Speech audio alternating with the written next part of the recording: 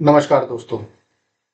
Cyber crime दोस्तों, आजकल cyber crime जैसे कि मोबाइल पर किसी लिंक को क्लिक कर देना और आपके अकाउंट से पैसे का ट्रांसफर हो जाना किसी और के अकाउंट। किसी ने फोन करके आपसे ओटीपी मांगा, आपके द्वारा गलती से ओटीपी का दे देना और आपके फंड से पैसे का निकासी हो जाना या निकल जाना। इस तरह के क्राइम को हम साइबर क्राइम की श्रेणी में लेते हैं। और आजकल साइबर क्राइम बढ़ते हुए इलेक्ट्रॉनिक्स उपकरणों का जिस तरह से उपयोग हो रहा है उसको अगर मद्देनजर ध्यान में देखें तो साइबर क्राइम करने वालों की संख्या और साइबर क्राइम से जुड़े अपराधों की संख्या में काफी ज्यादा बढ़ोतरी हुई है। अब साइबर क्राइम वालों ने एक नए तरह के साइबर क्राइम का इजाद किया है, क्राइम करने का, जिसमें कि आपके अकाउंट से पैसे की निकासी नहीं होती है बल्कि आपके अकाउंट में पैसे ट्रांसफर कर दिए जाते हैं। बड़ा ही अजीब लग रहा होगा आपको, लेकिन ये फैक्ट है। अब आपको पहले तो ये समझ में आया कि साइबर क्राइम दो तरह के हो गए। पहला, आपके अकाउंट से पैसे का निकल जाना। दूसरा, जो आजकल की ट्रेंड में आपके अकाउंट में पैसे का आ जाना। इसके बारे में बहुत कम लोगों को जानकारी है कि मेरे अकाउंट में पैसे का आ जाना यह भी साइबर क्राइम में कैसे हो सकता है। तो मैं आपको समझाता हूं। सबसे पहले आपको यह बताऊं कि साइबर क्राइम होता क्या है और पुलिस इसमें काम कैसे करती है। साइबर क्राइम, जैसा कि मैंने आपको पहले ही बताया, कि साइबर क्राइम में पैसे अकाउंट से निकल जाना या पैसे अकाउंट में आ जाना दोनों से संबंधित है। दूसरा, पुलिस की कार्रवाई। पुलिस की कार्रवाई के तहत अगर कोई भी कंप्लेनेंट यह कंप्लेन करता है कि मेरे अकाउंट से निकासी हुई है, जो कि साइबर क्राइम के तहत आता है, पुलिस सबसे पहले उसके सारे डिटेल्स को लेकर जिस अकाउंट में फंड ट्रांसफर किया गया है उस अकाउंट को बैंक की जानकारी कलेक्ट करने के बाद बैंक मैनेजर बैंक को एक मेल करता है, फोन के थ्रू या मेल के थ्रू उस अकाउंट को इमीडिएट इफेक्ट से तुरंत ही उसको सीज करवाता है, यानी फ्रीज करवाता है। जैसे ही वह फ्रीज हो जाएगा, फ्रीज हो जाने के बाद एक समन जो कि 41A की नोटिस या 91 सीआरपीसी की नोटिस के तहत भेजा जाता है, या बैंक वाले से जो उस पर्सन जो अकाउंट होल्डर है उसके सारे पर्सनल डिटेल्स लेके जो केवाईसी के दरमियान दिए हुए हैं, जैसे कि उसका मेल आईडी, उसके नाम, उसके पता और उसका मोबाइल नंबर, उस सभी एड्रेस पे, सभी कॉन्टेक्ट्स नंबर पे वह फोन करता है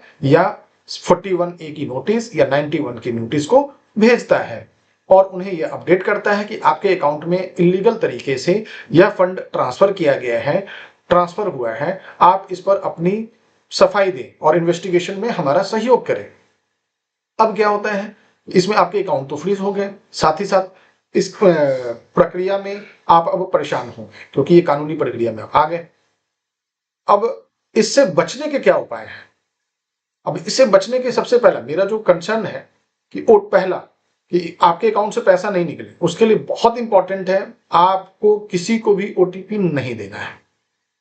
अगर आप ओटीपी देते हैं तो फंड ट्रांसफर हो जाएगा और वो साइबर क्राइम के तहत आ जाता है। जो मेन कंसर्न है कि मेरे अकाउंट में किसी ने अगर फंड ट्रांसफर कर दिए, यानी कि आपके अकाउंट में किसी ने फंड ट्रांसफर कर दिया, तो वो साइबर क्राइम के तहत आता है। तो हम उसमें बचाव कैसे करें? तो उसमें बचाव का सबसे पहला तरीका है कि आपको डेली बेसिस पर अपने अकाउंट को चेक करते रहना चाहिए और अगर किसी अनजान अकाउंट से आपके अकाउंट में अगर पैसा आया है, आप तुरंत अपने कस्टमर केयर, बैंक के कस्टमर केयर में बैंक मैनेजर को या बैंक में सूचित करें कि आपके अकाउंट में यह पैसा इतनी तारीख को या आज जिस भी डेट को है और जो अमाउंट है वह आया है, जिसके बारे में आपको कोई जानकारी नहीं है। बैंक वाले इमीडिएट इफेक्ट से उसी समय उस अमाउंट को, जो अमाउंट आया है, उसे वह फ्रीज कर देते हैं। उस अमाउंट को, सिर्फ आपके पूरे अकाउंट को नहीं करते, उस अमाउंट को फ्रीज कर देते हैं। और अगर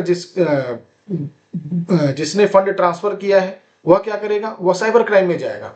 साइबर क्राइम में जाकर क्या कंप्लेन करेगा कि मेरे अकाउंट से फ्रॉड हुआ, जबकि उसी ने ट्रांसफर किया है। वह क्या बोलेगा, मेरे अकाउंट से फ्रॉड हुआ है।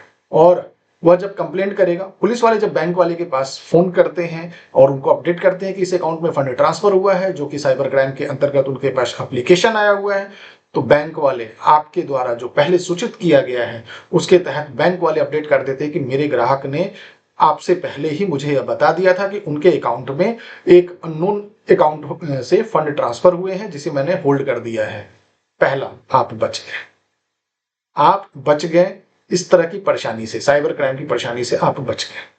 आपके पास ना किसी तरह का फोन आएगा, ना आपके पास किसी भी तरह का नोटिस आएगा, बल्कि बैंक वाले ने ही आपकी तरफ से आपकी सफाई उनको प्रोवाइड कर दिया है विथ डिटेल्स, और वह पैसा बैंक वाले उचित अपने जो बैंकिंग सिस्टम है उसके तहत उनके अकाउंट में ट्रांसफर कर देंगे। अब वो फंड ट्रांसफर करने वाला कैसे यह साइबर क्राइम कर रहा है, ये भी एक जानते हैं।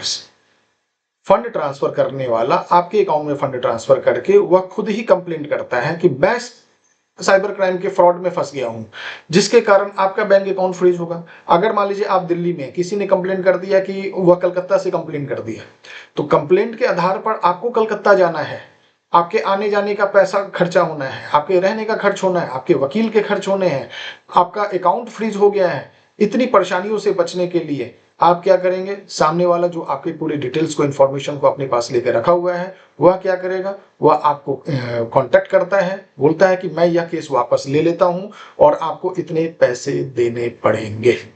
समझ गए फ्रॉड? यानी कि वह केस वापस लेने के लिए आपको कांटेक्ट करेगा और आपसे पैसा लेने के बाद फिर केस वापस लेने की बात करेगा कि हाँ ठीक है, मैं इस केस को वापस ले रहा हूं, क्योंकि 66C या 66D IT एक्ट 2000 के तहत यह एक कंपाउंडेबल क्राइम है जो कि वापस लिया जा सकता है आपसी सहमति के तहत में। तो यह एक नए प्रकार का क्राइम मार्केट में चल रहा है। मेरा उन सभी लोगों से गुजारिश है कि आपके अकाउंट में किसी भी थर्ड पर्सन से, जिसे आप नहीं जानते हैं, अगर 1 रुपए भी आए, आप तुरंत अपने बैंक को सूचित करें और उस अमाउंट से संबंधित इंफॉर्मेशन बैंक को देने के बाद अपने आप को साइबर क्राइम की ठगी से बचाएं। नमस्कार।